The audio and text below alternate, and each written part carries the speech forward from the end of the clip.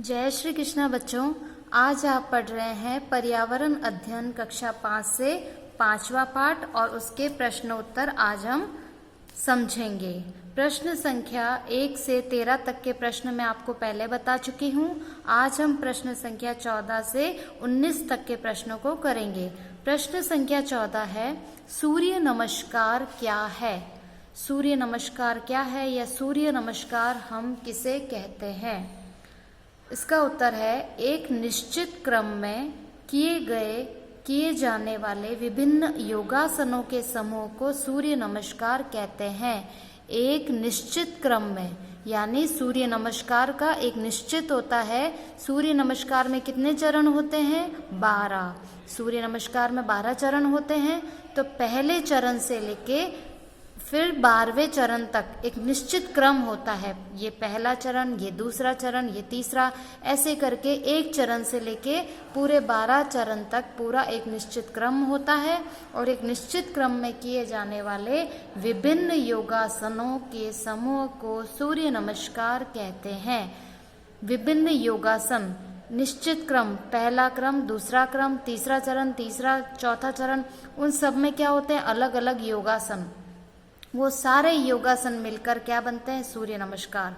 तो एक निश्चित क्रम में किए जाने वाले विभिन्न योगासनों के समूह को सूर्य नमस्कार कहते हैं। प्रश्न संख्या 15 है, एक स्वस्थ व्यक्ति 1 मिनट में कितनी बार सांस लेता है? एक स्वस्थ व्यक्ति यानी जो बिल्कुल स्वस्थ है, उसको कोई बीमारी नहीं है, वह व्यक्ति 1 मिनट में कितनी बार सांस लेता है?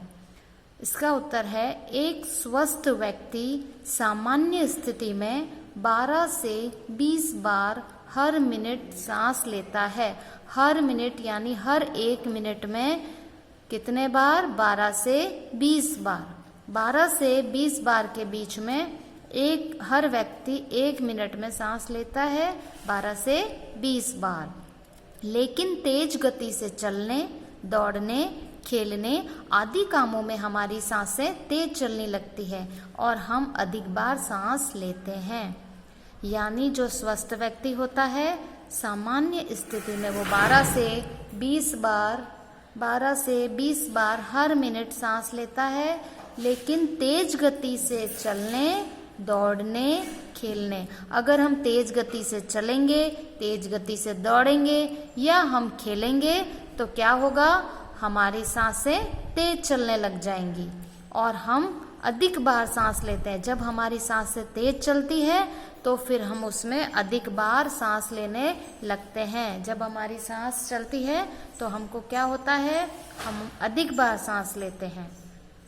प्रश्न संख्या 16, हमें योग क्यों करना चाहिए? योग से शरीर को क्या लाभ होते हैं? हमको योग क्यों करना चाहिए? तो इसका उत्तर है, योग शारीरिक, मानसिक, बौद्धिक, आध्यात्मिक विकास में सहायक होता है तथा इससे जीवन के प्रति सकारात्मक दृष्टिकोण विकसित होता है। इसलिए हमें योग करना चाहिए। तो ये जो प्रश्न है, योग क्यों करना चाहिए, या इस प्रश्न को हम ऐसे भी ले सकते हैं कि योग से शरीर को क्या लाभ होते हैं। तो योग शारीरिक, हमारे शरीर का विकास होता है। मानसिक यानी हमारे मन का विकास होता है। बौद्धिक यानी हमारी बुद्धि का विकास होता है। और आध्यात्मिक यानी ईश्वर के प्रति जो हमारी आस्था है, हमारा ध्यान है, उसके विकास में भी सहायक होता है। योग करने से हमारा सर्वांगीण विकास होता है, हमारा शारीरिक, मानसिक, बौद्धिक, आध्यात्मिक, और इससे जीवन के प्रति सकारात्मक दृष्टिकोण विकसित होता है। हमें जीवन के प्रति हमारे मन में कैसा दृष्टिकोण आता है? सकारात्मक दृष्टिकोण, यानी हर चीज को हम सकारात्मक दृष्टि से देखने की कोशिश करने लगते हैं। इसलिए हमें योग करना चाहिए। सकारात्मक दृष्टिकोण का मतलब होता है कि हम हमेशा जीवन में अच्छे पक्ष को देखें। हमें उजले पक्ष को देखना है। जो गलत है, जो गंदा है, उसे ध्यान में नहीं लाना है। किसी ने हमारे साथ गलत कार्य किया तो कोई बात नहीं, उसने हमारे लिए अच्छा क्या किया है, वो अच्छी बात हमें हमेशा याद रखना चाहिए कि ये इसने हमारे साथ अच्छा किया है, तो वो होता है हमारे जीवन का सकारात्मक दृष्टिकोण। और हमेशा हमें अपना सकारात्मक दृष्टिकोण ही रखना चाहिए। प्रश्न संख्या 17 है, कौन से वाद्य यंत्र फूंक मारकर बजाए जाते हैं? कौन से वाद्य यंत्र फूंक मारकर बजाए जाते हैं? वाद्य यंत्र यानी कि जो नृत्य होता है, संगीत होता है, उसमें जो बजाए जाते हैं वाद्य यंत्र, तो फूंक मारकर कौन सा वाद्य यंत्र बजाए जाते हैं? तो इसका उत्तर है बांसुरी, शंख, अलगोजा, पूंगी, सींगी तथा शहनाई आदि वाद्य यंत्र फूंक मारकर बजाए जाते हैं। बांसुरी को भी फूंक मार के बजाया जाता है। शंख आपने मंदिरों में आवाज सुनी होगी, शंख बजाया जाता है मंदिर में जब भी पूजा की शुरुआत होती है या किसी शुभ कार्य की शुरुआत होती है। बांसुरी आपने श्री कृष्ण भगवान के हाथों में देखी ही है। तो बांसुरी भी कई लोग बहुत सुंदर सुंदर आवाज निकाल के उसे बजाते हैं बहुत अच्छे सुर के साथ। तो बांसुरी, शंख, अलगोजा, पूंगी, सींगी तथा शहनाई, शहनाई आपने शादियों में सुनी होगी शहनाई की आवाज। तो ये सभी वाद्य यंत्र फूंक मारकर बजाए जाते हैं। प्रश्न संख्या 18 है, फूंक से कौन कौन से कार्य किए जा सकते हैं? फूंक से, है ना, कौन कौन से कार्य किए जा सकते हैं? फूंक से वाद्य यंत्रों को बजाने के अतिरिक्त हम फूंक से आग जलाते हैं। अब हमने फूंक से तो ये सारे पहले वाद्य यंत्र बजा लिए। अब हम काम कौन कौन से फूंक मारकर कौन कौन से काम हम कर सकते हैं? तो फूंक से वाद्य यंत्रों को बजाने के अतिरिक्त हम फूंक से आग जलाते हैं, आग बुझाते हैं, आग जला भी सकते हैं फूंक से, और हम फूंक से आग बुझा भी सकते हैं। फूंक से सेक करते हैं, फूंक मारकर क्या करते हैं? सेक, क्योंकि जब हम फूंक मारते हैं तो हमारे मुंह से कैसी गर्म वायु निकलती है, उससे क्या होता है? सेक कर सकते हैं। फूंक से ठंडा करते हैं, और अगर कोई चीज़ गर्म है तो उसको फूंक मारकर हम ठंडा भी कर सकते हैं। फूंक से हिलाते हैं, कोई चीज़ को हम फूंक से हिला भी सकते हैं। फूंक से उड़ाते हैं, कोई वस्तु जैसे गुब्बारा वगैरह तो फूंक मार के हमें उड़ा भी सकते हैं। गुब्बारे भी फुला सकते हैं फूंक मारकर, और हम बुलबुले भी उड़ाते हैं। कई कार्य होते हैं जो हम फूंक मारकर कर सकते हैं। प्रश्न संख्या 19 है, हमें खेल क्यों खेलना चाहिए? हमें खेल क्यों खेलना चाहिए?